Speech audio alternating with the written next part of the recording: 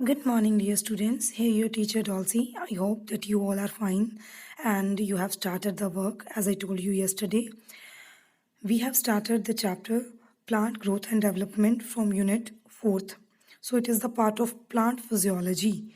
As I told you, that plant development is all the processes that have done throughout the life of plant, start from its division from the seed up to attaining of formation of new seeds.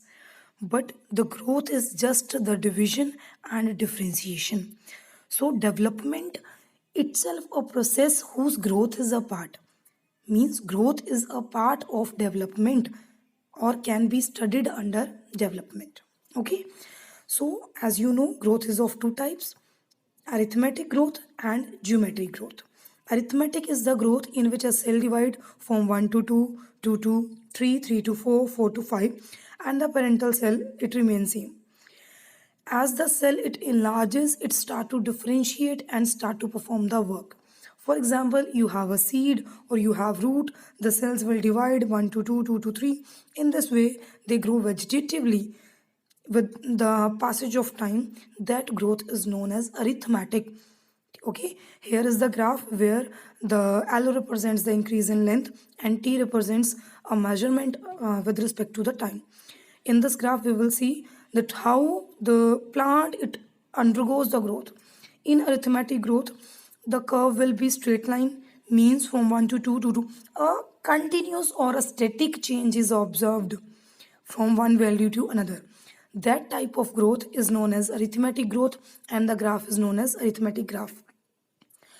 In a mathematical expression, you can write it as LT, means growth or length of root at time t, will be equal to length of the root at time 0, means when you start to observe at that time, and R or T, it is equal to A by B, which represents the elongation of root per unit time, means it represents the growth rate. What is the rate of growth with respect to time?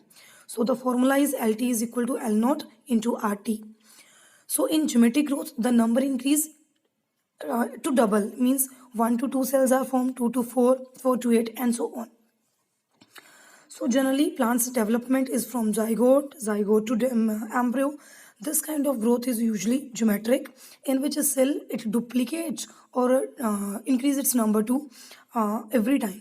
So here as well, on the longitudinal side we will look for the length, and on horizontal side we will look for the time, and this graph will be sigmoid shaped, means initially the growth is slow, then it became rapid, and ultimately it become stationary, means it will not increase.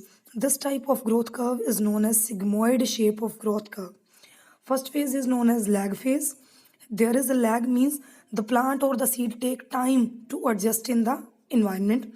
Second phase is the elongation or the log phase, where the plant duplicate in enormous manner, means the replication is very fast. Third phase is the stationary phase, in which the plant becomes static and the death rate will become equal to that of the division rate. So the formula is W1 is equal to W naught E, the inverse of log raised to power RT.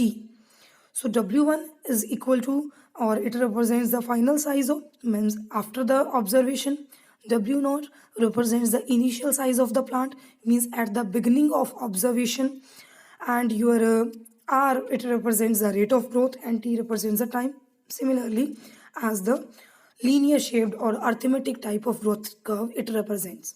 Okay, so this one is the geometric growth, and if you are familiar with the log values, then you know the importance of inverse of log E. So W1 here is equal to W naught E power RT. R is growth rate or the relative growth rate. R is the efficacy index. So it is the capacity of a plant to produce new plant, how more or how rapidly it can divide. Okay. So geometric growth is generally observed at the time of reproduction or after the fertilization, where the growth rate is quite high from zygote to embryo, and arithmetic rate it occurs in the plant, matured plant. So all the growth curves are observed or examined during the life of a plant. Growth is of two types, absolute and relative. if total growth divided by total time, if you are observing the total, means this is the total length and in this day matlab time the plant grows this, that is absolute. If you are comparing with the previous analysis, then that will be repetitive or the relative growth. If initially here first figure represents the increase of 2 cm, okay, and the second one it represents the growth, but here the leaf A1, the absolute growth of leaf A1 is equal to the absolute growth of root 2, but the relative growth of A is more than B because the growth rate is higher in the A, but absolute is same, they are increasing 2 centimeter, so growth is same. This depends on the growth condition, that in which kind of nutrients plant is getting and other things. So what are the conditions that affect the growth of plant? First one is water, second one is oxygen, third one are nutrients, next are temperature and light and gravity, means which kind of plants are. For example, if you have observed during osmosis, the increase of size of plant is related with the absorption of water. More the plant has the capacity to absorb the water, more will be its increase in size. Second is oxygen. It is also a non-polar molecule that undergo respiration and leads to production of energy. Nutrients are also necessary for certain kind of metabolic reactions of the body, and they are the major source for production of energy, and they are part of certain cellular components.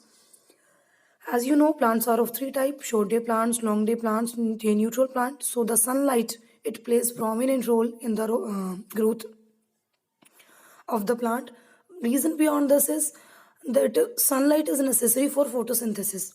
If you want to see the photosynthesis to occur, so it is necessary that the sunlight may fall on the plant, because only sunlight is the only source that undergoes or regulates the growth of plant, because more the food, more the plant can grow. Start of growth is germination and end of growth is senescent. So the general name of senescence is the aging. Plant development can be observed in two manners: increase in number and the cell differentiation.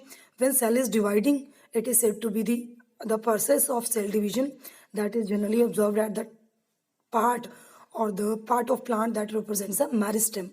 As I told you yesterday, that meristem is repetitively dividing or actively dividing tissue that can be apical or can be lateral, which has capacity to divide to an enormous amount.